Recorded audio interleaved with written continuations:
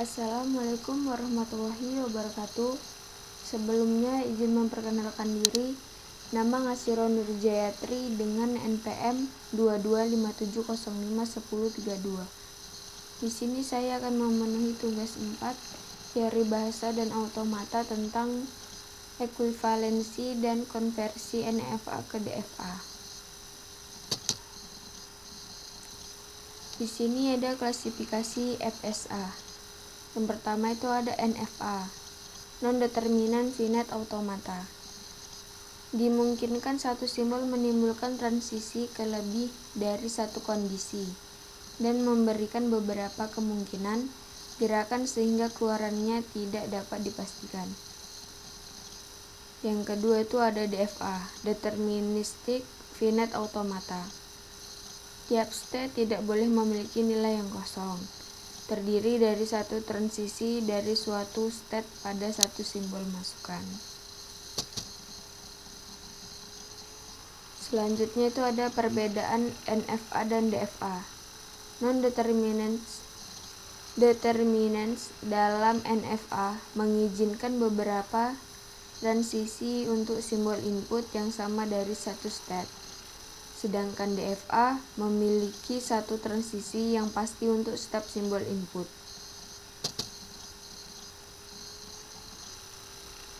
NFA bisa transisi ke lebih dari satu state jika diberi inputan yang sama. DFA hanya bisa transisi ke satu state jika diberi input tersebut. Sini ada contoh NFA dan DFA. Tadi kan NFA itu dia bisa transisi ke lebih dari satu state jika diberi inputan yang sama. Nah, di sini ini ada state awal yaitu S0 yang mendapatkan inputan D. S0 mendapatkan inputan B, dia bisa ke S1 ataupun ke S2 karena dia sama-sama memiliki inputan yang sama yaitu B. Lalu di sini ada contoh DFA.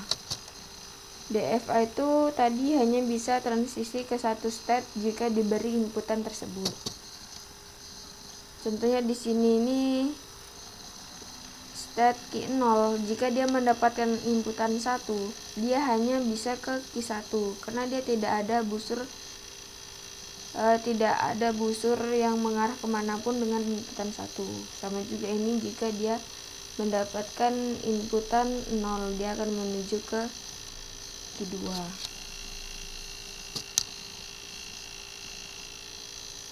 Lanjut, di sini ada ekuivalensi NFA dan DFA. Suatu DFA dapat dibuat dari suatu NFA yang ekuivalen. Ekuivalen artinya dapat menerima bahasa yang sama. Dari mesin NFA bisa dibuat DFA yang ekuivalen. Artinya kedua mesin bisa menerima bahasa yang sama. Misal M1 DFA dan M2 NFA. Jika M1 sama dengan LM2, maka M1 sama dengan M2. Contoh, LM1 sama dengan A, AA, ABA, BBA. LM2 sama seperti LM1, A, AA, ABA, BBA. Yang kedua itu ada LM1 sama dengan 0, 1, 101, 111. LM2 sama kayak LM1 yaitu 0, 1, 101, 111.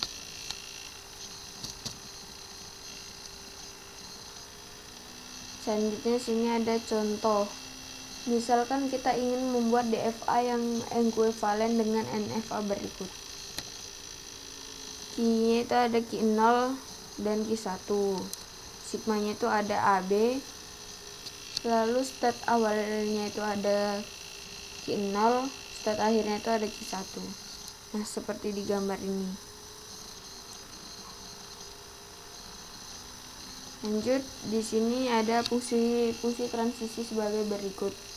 Ini fungsi-fungsi transisi dari gambar di atas ini.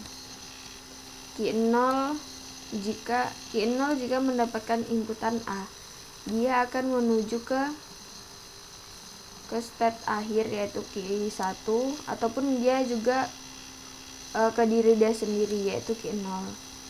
Lalu Q0 jika mendapatkan inputan B, dia akan menuju ke state akhir yaitu Q1. Lalu Q1 jika mendapatkan inputan A, dia akan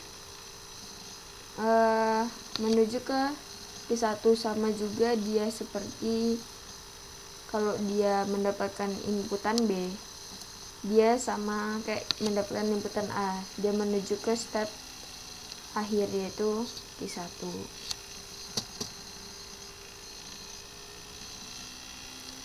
Jika gambar yang tadi disajikan dalam tabel seperti ini gambarnya, itu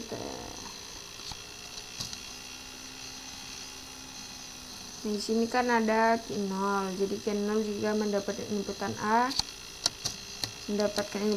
A, dia akan menuju ke Q0 dan Q1.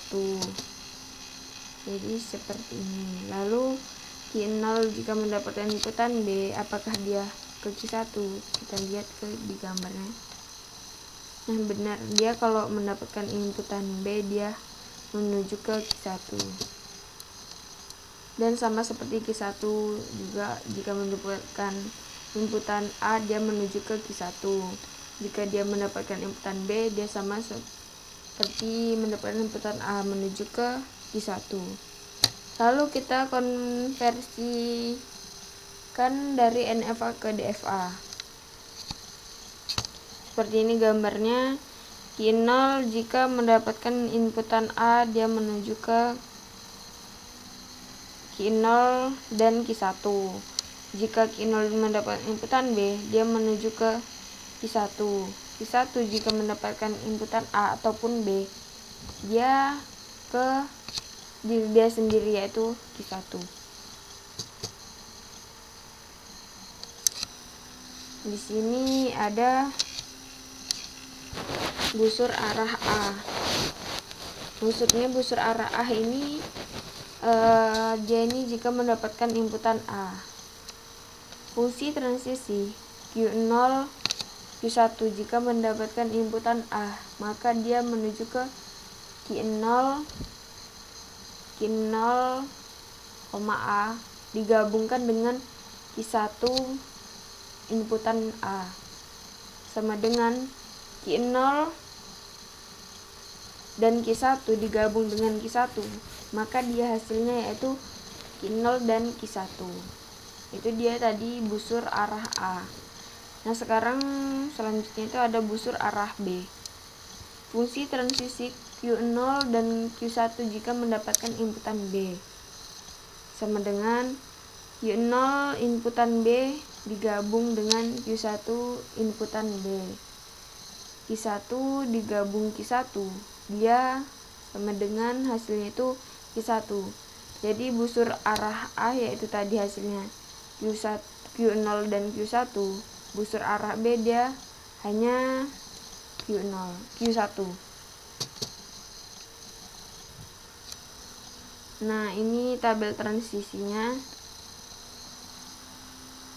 Ini tabel transisi dari gambar sebelumnya. Dari gambar ini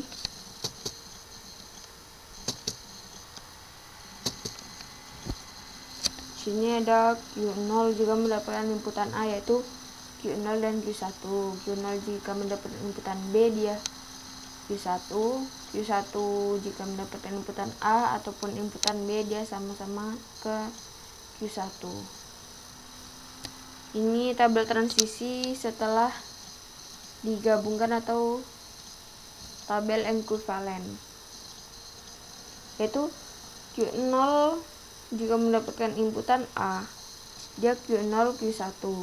Q0 dan mendapatkan inputan B, dia Q1. Sama seperti yang di sini tadi, Q1 mendapatkan inputan A atau B, dia Q1 Q1. Q1 Q0 dan Q1 mendapatkan inputan A, dia menuju ke Q0 dan Q1. Q0 dan Q1 mendapatkan inputan B, dia menuju ke Q1. Dia disebut ekuivalen karena dia mendapatkan nilai akhir yang sama, yaitu Q1. Selanjutnya kita gambarkan diagram dari tabel yang ini tadi.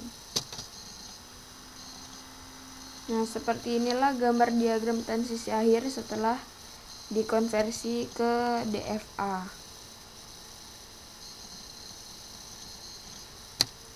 Sini ada Q0 jika mendapatkan inputan A, dia menuju Q0 Q1. Di sini kan seperti ini. Terus Q0 jika mendapat inputan B, dia menuju ke Q1. Kita lihat. Nah, benar. Lalu ada Q1 jika meluputkan inputan A atau B, dia menuju ke Q1. Lihat. Nah, ini dia. Q1 jika mendapat inputan A atau B, dia menuju ke dirinya sendiri, yaitu Q1. Q0 dan Q1 jika mendapatkan inputan A, dia ke dirinya sendiri, yaitu Q0 dan Q1. Kita lihat. Nah, ini Q0 dan Q1 jika mendapatkan inputan A, dia menuju ke dirinya sendiri. Lalu Q0 dan Q1 jika mendapatkan inputan B, dia akan menuju ke Q1. Nah, ini Q0 dan Q1 jika mendapatkan inputan B, dia menuju ke state akhir, yaitu Q1. Jadi di gambar ini dapat disimpulkan bahwa state akhirnya tidak hanya satu, dia ada dua, yaitu di Q0 dan Q1 dan di Q1.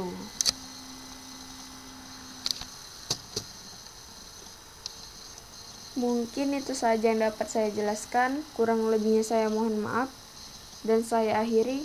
Wassalamualaikum warahmatullahi wabarakatuh.